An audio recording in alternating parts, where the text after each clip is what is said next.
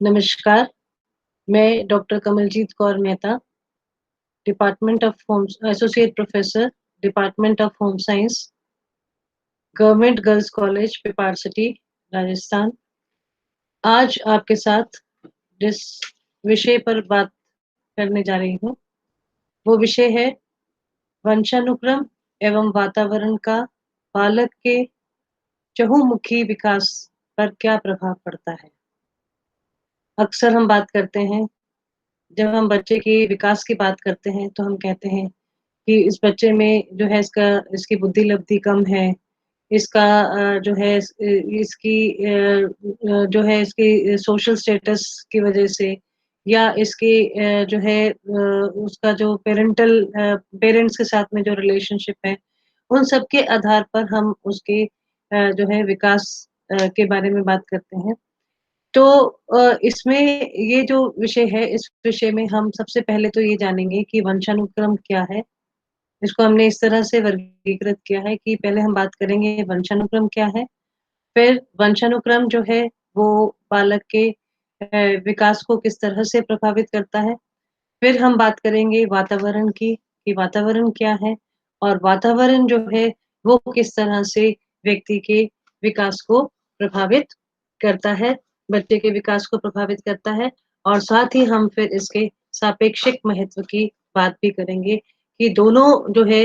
मिलाकर वातावरण और वंशानुक्रम मिलाकर किस तरह से बालक के विकास को प्रभावित करते हैं। तो सबसे पहले हम बात करते हैं वंशानुक्रम की। वंशानुक्रम का अभिप्राय जो है वो एक जैविक तंत्र है, एक तरह का ये एक बायोलॉजिकल मैकेनिज्म है, जिसके फलस्वरूप बालक जो है अपने माता-पिता एवं अपने पूर्वजों के कुछ विशिष्ट लक्षणों को पैतृक धरोहर के रूप में गर्भाधान के समय ही प्राप्त कर लेता है। यानी जब स्त्री गर्भवती होती है और जब वो गर्भ धारण करती है, तो उसी समय जो क्रोमोसोम्स उसको अपने भ्रूण को अपने माता से और जो पिता से मिलते हैं, उनका उस समय जो कॉम्बिनेशन होता है, वो निर्धारित कर देता है कि इस बच्चे को ये जो बच्चा जब होगा, तो उसको किस तरह की उसको वंशानुक्रम प्राप्त होगा, उसको वंशानुक्रम के कौन से गुण प्राप्त होंगे। इसमें जो है हरलॉक की एक डेफिनिशन की चर्चा मैं करना चाहूँगी, जिसमें उन्होंने कहा है कि आनुवांशिक धरोहर जो है, वो उत्तराकालीन विकास का आधार है और ये उसी समय यानी गर्भाधान के समय ही निश्चित हो जाती है और ये बात केवल शारीरिक और मानसिक गुणों के लिए नहीं, बल्कि यौन निर्धारण के विषय में भी सत्य है। और जो है और कई सारी परिभाषाएँ हैं, लेकिन इन सभी परिभाषाओं को अगर हम डिटेल में करें, तो उसका जो है निष्कर्ष ये पहुँचता है कि जो है व्यक्ति को अपने माता-पिता से जो गुण प्राप्त होते हैं, वो ही सिर्फ़ वंशानुक्रम नहीं होते, बल्कि उसे अपने पूर्वजों से प्राप्त जो गुण होते हैं, वो भी वंशानुक्रम के अंतर्गत ही आते हैं। और आनुवांशिकता जो है वो एक ऐसी जन्मजात शक्ति है, जो प्राणी को एक निश्चित दिशा में विकसित होने में सहायता पहुँचाती है। और आनुवंशिकता या हेरिडिटी जो है, वो ही बालक की आकृति, उसका रंग, आकार, यौन, बुद्धि तथा अन्य शारीरिक क्षमताओं का निर्धारण करती है। इसकी अगर हम बात करें कि ये निर्धारण कैसे होता है, जैसे मैंने अभी पहले आपको बताया कि जो है, जो हमारे उत्पादक कोष होते हैं, जो जर्म सेल्स होते हैं, पुरुष का उत्पादक कोष आप जानते हैं स्पर्म होता है, स्त्री का जो उत्पादक कोष होता है वो ओवम होता है। तो ये पुरुष और स्त्री के प्रत्येक कोष में 23-23 गुणसूत्र होते हैं, क्रोमोसोम्स होते हैं और इन गुणसूत्रों के संबंध में ये बताया गया है कि हमारी जो असंख्य परंपरागत विशेषताएं होती हैं, वो इन 46 गुणसूत्रों में ही निहित होती हैं और ये विशेषताएं जो है, ये गुणसूत्रों में जो विद्यमान जीन्स होते हैं। कहने का मतलब है कि यदि अगर जैसे आपकी आंख का जो रंग है वो ब्राउन है या आपके बाल जो हैं वो काले हैं या लाइट ब्राउन है, तो इसका मतलब ये है कि इसमें से जो हर एक जो गुण है, वो हर एक गुण जो है वो हमें अपने माता-पिता के या हमारे जो पूर्वज हैं, उनके उनसे जो प्राप्त जो है वंशानुगत उससे हमें उसी से ही इन सब चीज़ों का निर्धारण होता है। यही हेरेडिटरी डिटर्मिनेंट्स होते हैं और प्रत्येक गुणसूत्र में हज़ारों की संख्या में जीन्स होते हैं और प्रत्येक जीन जो है वो किसी एक गुण या एक विशेषता का निर्धारण करता है। तो ये बात हुई जो है वंशानुक्रम के बारे में। अब हम बात करते हैं कि वंशानुक्रम जो है वो किस तरह से बालक के व्यक्तित्व पर प्रभाव डालता है।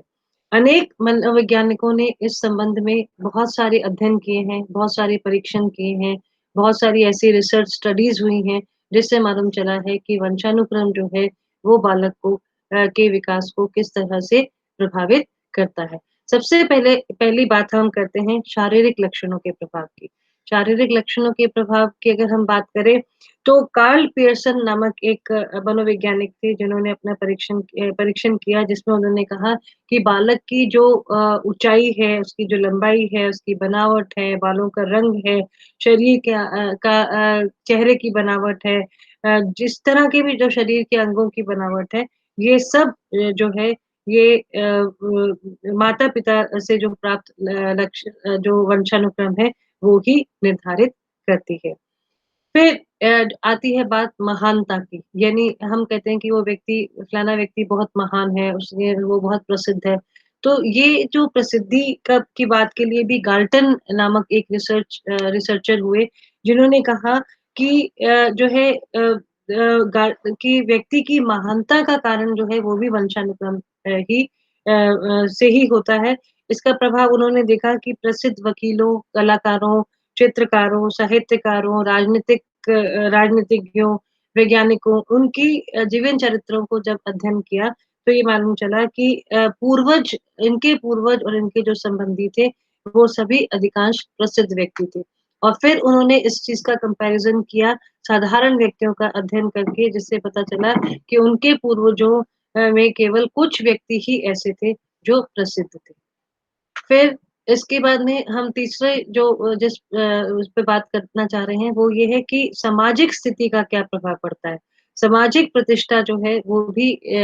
इससे प्रभावित होती है और उन्होंने एक ऐसे रिचर्ड एडवर्ड नामक एक व्यक्ति का अध्ययन किया न विनशिप ने और उन्होंने कहा कि रिचर्ड जो है, वो एक योग्य, गुणवान और प्रतिष्ठित व्यक्ति था। उसने एक एलिज़ाबेथ नामक एक स्त्री के साथ में विवाह किया, जो उसके समान ही गुणवान थी और इन दोनों के जो फिर वंशज हुए, वो जो है विधानसभा के सदस्य, महाविद्यालयों के अध्यक्ष आदि जो है प्रतिष्ठित पदों को उन्होंने प्राप्त किया। यानी सामाजिक प्रतिष्ठा जो है, वो भी वंशानुक्रम से निर्धारित होती है। ऐसा वंशानुक्रम को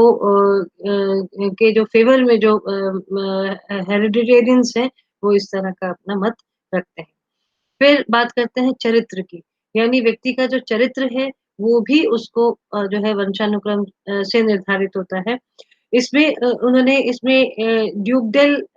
नामक एक व्यक्ति ने बात की कि जो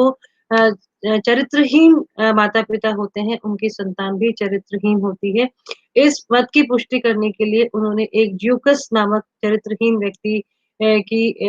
लाइफ़ की स्टडी की और उसकी वाइफ़ जो थी, वो भी उसी तरह से चरित्रहीन थी और जब इनके जो वंशज जब देखे गए, तो ये पाया गया कि 5 पीढ़ियों में लगभग जो है 1000 में से व्यक्तियों में से 300 व्यक्ति जो है वो पैदा होते ही मर गए, 310 भिखारी थे और 240 जो है वो रोगों के कारण मर गए। यानी चरित्र जो है व्यक्ति का वो भी उसके वंशानुक्रम से प्रभावित होता है। फिर बात आती है बुद्धि की। अक्सर हम कहते हैं कि बुद्धि जो है वो माता-पिता जो बुद्धिमान माता-पिता की संतान बुद्धिमान होती है और जो मेंटली लो होते हैं, उनकी जो संतान है वो जो है कम या क्षीण बुद्धि की होती है। तो मनोवैज्ञानिकों ने इसमें इसको भी जो है इसमें अपना मत दिया। जैसे गोडार्ड नामक एक व्यक्ति जो है उनका जो साइकोलॉजिस्ट हैं, उन्होंने कहा कि मंद बुद्धि माता-पिता की संतान जो है वो मंद बुद्धि और कुशाग्र बुद्धि की माता-पिता की संतान कुशाग्र बुद्धि होती है। उन्होंने इस बात की पुष्टि करने के लिए एक कॉलिकॉक नामक एक सैनिक के वंशजों का अध्ययन किया और कालिका ने 2 विवाह किए थे। एक मंदबुद्धि स्त्री से और एक जो है कुछ समय बाद उसने कुशाग्र बुद्धि से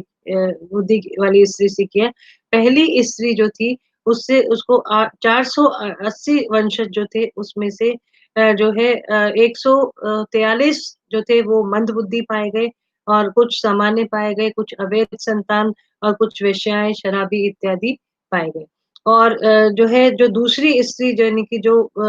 स्त्री कुशाग्र बुद्धि वाली थी, उसके जो वंशज थे, उनमें से केवल 3 मंदबुद्धि और चरित्रहीन थे और बाकी जो सारे थे उन्होंने अच्छे जो है व्यवसायियों के रूप में, डॉक्टरों के रूप में और शिक्षक और वकीलों के पदों को प्रतिष्ठित किया। यानी जो है इस अध्ययन से जो है ये बताया गया कि जो व्यक्ति की जो बुद्धि है, वो भी प्रभावित होती है। वो प्रभावित होती है उसकी हेरिडिटी से जो उसको हेरिडिटी से मिली। अब हम बात करते हैं वातावरण की, कि वातावरण क्या है? वातावरण जो है वो उस शब्द का प्रयोग जो है वो चारों तरफ की परिस्थितियाँ यानी जो है जिसको पर्यावरण, परि प्लस आवरण, परि का अर्थ है चारों ओर और आवरण का अर्थ है ढका हुआ। यानी जो एक व्यक्ति को चारों तरफ से ढककर जो पर्यावरण या जो वातावरण रखता है, वो उसके व्यक्तित्व को किस तरह से प्रभावित करता है। तो बालक के व्यक्तित्व विकास में भूमिका वातावरण की जो है वो भी बहुत महत्वपूर्ण भूमिका होती है। इसके लिए वुडवर्थ ने ये कहा है वातावरण को परिभाषित करते हुए कि वातावरण में वे सब बाह्य तत्व आ जाते हैं, जिन्होंने व्यक्ति को जीवन आरंभ करने के समय से प्रभावित किया है। यानी जो वातावरण जो है उसको भी हम 2 भागों में विभाजित करते हैं। एक जन्म से पूर्व का वातावरण, एक जन्म के बाद का वातावरण। यानी जब बच्चा अपने माँ के कोख में होता है, तो उस समय का वातावरण जो है, वो भी प्रभावित करता है और जन्म के बाद का जो वातावरण है, जिसमें सबसे पहले जो है उसका परिवार आता है, फिर उसकी स्कूल आता है, शाला जो स्कूल में वो पढ़ता है, वहाँ के टीचर्स की पर्सनैलिटी का इफ़ेक्ट और वहाँ जो किस तरह का अनुशासन है, किस तरह से उसको ट्रीट किया जाता है, ये सब जो है बच्चे के विकास को प्रभावित करते हैं। और परिवार में भी सबसे पहले माँ, माता-पिता, भाई-बहन और बच्चे का क्या वंशानुक्रम है, जन्म क्रम क्या है, बच्चे जिस परिवार में है उसका आकार क्या है, परिवार जो है वो संयुक्त परिवार है या एकाकी परिवार है। ये सभी जो है वातावरण के जो इफ़ेक्ट्स हैं वो बच्चे को के विकास को प्रभावित करते हैं। और जैसे कि मैंने आपसे अभी बात की कि बच्चा जो है उसके जन्म से पूर्व का जो वातावरण है यानी जब वो माँ के गर्भ में है, तो उसमें भी कई सारी बातें हैं जैसे माँ का आहार, माँ किस तरह का आहार लेती है, माँ का स्वास्थ्य कैसा है, उसकी फिज़िकल हेल्थ कैसी है, उसकी मेंटल हेल्थ कैसी है, माँ अगर मद्यपान करती है या उसको धूम्रपान की आदतें हैं, तो ये भी उसके जैसे जो है सब एक स्टडी में पाया गया कि अत्यधिक मद्यपान से गर्भस्थ शिशु में बेचैनी और उसकी क्रियाशीलता में वृद्धि होती है और उसकी हृदय की धड़कन बढ़ जाती है। इसलिए जो है कई बार ऐसा भी माना जाता है कि इस तरह का वातावरण अगर बच्चे को मिलता है गर्भ में तो उसकी जो है इमैच्योर बच्चा यानी समय से पूर्व बच्चा पैदा होने के भी चांसेस होते हैं। और फिर माँ की जो संवेगात्मक अनुभूतियाँ होती हैं, जैसे कि हम जानते हैं कि जब हम माँ के लिए जब बात करते हैं कि उसको किस तरह का गर्भवती स्त्री को कैसा वातावरण मिलना चाहिए, तो उसमें हम बात कहते हैं कि उसको उसका मानसिक स्वास्थ्य को बनाए रखने के लिए पूरी फैमिली जो है उसका बहुत बड़ा रोल होता है। अगर अधिक क्लेश घर में है या अगर किसी बात पर अगर की चिंता या एंग्ज़ायटी अगर ज़्यादा रहती है, तो ये भी ये भी वहाँ का वातावरण क्रिएट करती है माँ के गर्भ का और जिसका सीधा असर जो है वो होने वाले बच्चे पर पड़ता है। और फिर हम बात करते हैं कि जन्म के बाद का जो वातावरण है, जन्म के बाद के वातावरण में जो पूरा वातावरण फैमिली का एनवायरनमेंट आता है। जैसा कि हम जानते हैं कि शारीरिक और मानसिक विकास में पारिवारिक वातावरण का बहुत महत्व है, क्योंकि परिवार ही उसकी पहली पाठशाला है और माँ ही उसकी पहली शिक्षिका होती है। तो जिस तरह से माता-पिता का आचरण बच्चे के लिए रहता है, बच्चा उनके लिए कितना इम्पोर्टेंट है, वो बच्चे को कितनी जो है किस तरह से उसको डिसिप्लिन कर रहे हैं, किस तरह से उसको अनुशासित कर रहे हैं, ये सब चीज़ें भी उसको जो है उसके विकास को प्रभावित करती हैं। फिर बालक-अभिभावक संबंध जो है वो कितने मधुर हैं, कितना जो है पेरेंट्स उसको कितनी इंडिपेंडेंस दे रहे हैं, कितना वो जो है अपनी उसकी लिमिट्स जो है उसको डिफाइन कर रहे हैं। परिवार का आकार कैसा है, जैसे बड़े परिवार होते हैं तो उसमें बहुत सारे लोग हैं जिनके संपर्क में बच्चा आता है और बहुत कुछ उनसे सीखता है। एकाकी परिवार जो है उसमें बच्चे के लिए रोल मॉडल्स कम हो जाते हैं और इस तरह से सामाजिक वातावरण जो है वो भी प्रभावित करता है कि समाज में जब व्यक्ति रहता है तो उसको समाज के हिसाब से जो है बहुत सारी चीज़ें जैसे जो है समायोजन सामाजिक वातावरण से समायोजन करने की क्षमता जो है वो धीरे-धीरे विकसित होती है। फिर विद्यालयी वातावरण, विद्यालय का वातावरण कैसा है, किस तरह के टीचर है, टीचर की पर्सनैलिटी से बच्चा टीचर के व्यक्तित्व से बच्चा कितना प्रभावित है, वहाँ का कैसा पाठ्यक्रम है, अनुशासन पद्धति कैसी है, सहपाठी कैसे हैं, अनुशासन और प्रतियोगिता, सहनशीलता ये सारे गुण जो हैं, ये उसको विद्यालयी वातावरण से आते हैं। और इसके अलावा आस-पड़ोस का वातावरण, धर्म जो है, हमारा कल्चर है, ये सब चीज़ें जो हैं, ये व्यक्ति के विकास को प्रभावित करती हैं और ये सारे ही वातावरण का जो है एक हिस्सा है। अब हम बात करते हैं कि बालक के व्यक्तित्व पर वातावरण का प्रभाव कैसे पड़ता है, इसके बारे में बालक के ऐसा सिद्ध हुआ कि जैसे एक एक भारतीय मनोवैज्ञानिक ने एक स्टडी की जिसमें उन्होंने 1971 में आरएस में जो है चुने जाने वाले जो चयनित कैंडिडेट्स थे उनको अगर स्टडी किया तो उसमें उन्होंने कहा कि बहुत ही कम यानी कि आधे से ज़्यादा अधिक जो पेरेंट्स थे, जो उनके पेरेंट्स थे उनकी मासिक आय बहुत कम थी और 44% जो है वो पब्लिक स्कूल में पढ़े थे, बाकी सब गवर्नमेंट स्कूल में ही पढ़े थे। यानी कहने का मतलब है कि चाहे उनको जो है जो वातावरण जो उनको मिला, उस वातावरण से जो है उनको ये उन्होंने अचीवमेंट की। तो इसमें सबसे पहली बात हम करते हैं जो फर्स्ट फैक्टर है वो है कि शारीरिक अंतर पर किस तरह का प्रभाव पड़ता है। तो विश्व के विभिन्न भागों में रहने वाले लोग जो हैं उनमें शारीरिक भिन्नताएँ देखी गई हैं। इन भिन्नताओं के कारण वंशानुक्रम ना होकर कई बार वातावरण भी है। एक ऐसी स्टडी हुई जिसमें ऐसा पाया गया कि जो जापानी लोग और यहूदी लोग अमेरिका में कई पीढ़ियों से बस गए, तो उनकी लंबाई जो है वो भौगोलिक वातावरण के कारण बढ़ गई। यानी कि जो हम कहते हैं कि जो हमारी हाइट और ये सब चीज़ें ये हमें वहीं से सिर्फ़ वंशानुक्रम से प्राप्त होती है ऐसा नहीं है। जो वातावरण है वो भी इस बात को प्रभावित कर सकता है। फिर मानसिक विकास पर प्रभाव देखा गया तो ये देखा गया कि जिन बच्चों को ज़्यादा अपॉर्च्युनिटीज़ मिलती हैं, जिनके पेरेंट्स उनको ज़्यादा जो है जैसे शहरी वातावरण जिन्होंने प्रोवाइड किया तो उनकी मानसिक योग्यता जो है वो अधिक हुई। और फिर जो है प्रजाति की श्रेष्ठता का प्रभाव भी पाया गया। क्लार्क के मतानुसार कुछ प्रजातियाँ ऐसी थी जिनकी बौद्धिक श्रेष्ठता का कारण वंशानुकरण ना होकर वातावरण पाया गया। और फिर बुद्धि पर प्रभाव जो है कई स्टडीज़ में ये पाया गया कि बुद्धि जो है बुद्धि लब्धि अगर बच्चे की बुद्धि लब्धि जो है वो उसके वातावरण से भी प्रभावित होती है। अगर उसको स्टिमुलेटिंग वातावरण मिल रहा है, जहाँ पर उसको ज़्यादा से ज़्यादा अवसर, ज़्यादा से ज़्यादा अपॉर्च्युनिटीज़ मिलती हैं, तो बच्चे का जो बुद्धि का विकास भी अच्छा होता है। और इसके अलावा व्यावसायिक दक्षता का प्रभाव जैसे वातावरण का व्यावसायिक दक्षता पर भी प्रभाव पड़ता है। उत्तम वातावरण मिलने से बालकों में व्यावसायिक जो है दक्षता का विकास भी तेज़ी से होता है और इसके अलावा उसके व्यक्तित्व पर प्रभाव जैसे उन्होंने जो है कूले ने इसके लिए एक जो है एक 71 साहित्यकारों का जो है वो एक अध्ययन किया जिसमें उन्होंने कहा कि जो निर्धन जिनका जन्म निर्धन परिवार में हुआ था वो जो है अपने व्यक्तित्व का निर्माण करके महान बन सके और जो है इसमें इसका जो है इसीलिए जो है वातावरण जो है वो बालक के ये कहा जा सकता है निष्कर्ष में कि वातावरण जो है वो बालक के शारीरिक, मानसिक, सामाजिक और संवेगात्मक सभी प्रकार के विकास पर प्रभाव डालता है और इसकी जो है एक पुष्टि उन्होंने एक जो है एक जंगल बॉय से भी की थी कि जैसे एक बच्चे को जो है भेड़िया उठाकर ले गया था जन्म के समय पर ही और उसका जो पालन-पोषण था वो जानवरों के बीच में ही हुआ था, जंगली पशुओं के बीच में हुआ। बाद में कुछ शिकारियों ने उस बच्चे को पकड़ा और उसको 11 से 12 वर्ष का जब बच्चा था, तो उसको अपने पास लेकर आ गए। उसकी आकृति जो थी वो पशुओं जैसी थी, वो पशुओं जैसे ही खाता था, उसी तरह से मुँह से जीभ से खाता था 11 और जो है और हाथ-पैरों से मतलब चारों जानवरों के जैसे 4 पैर से चलता था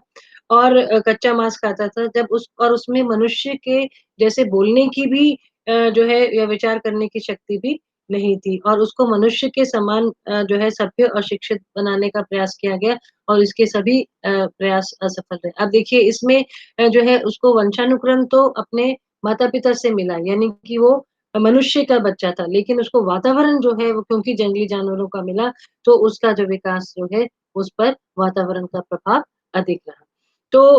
जो है अब हम बात करते हैं ये तो हुई वातावरण ने किस तरह से प्रभावित करते हैं। अब हम बात करते हैं कि वातावरण और वंशानुक्रम का सापेक्षिक महत्व क्या है?